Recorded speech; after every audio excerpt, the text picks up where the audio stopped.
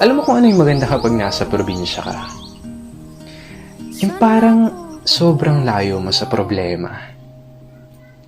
Yung manghuni ng ibon, sariwang hangin, na kahit sobrang bigat ng pakiramdam mo, kapag naranasan mo tong mga to, biglang mawawala na lang. Yung magandang tanawin, tapos yung palaya na ginawa niyong palaruan ng mga kaibigan mo.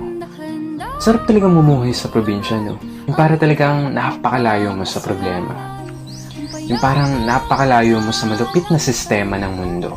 Na kapag nasa probinsya ka, mararamdaman mo talaga yung halaga ng sarili mo kesa sa iba.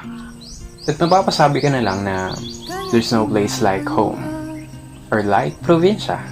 At ikaw na nanonood nito ngayon, masaya ako at naparamdam ko sa'yo ang pamumuhay sa isang probinsya.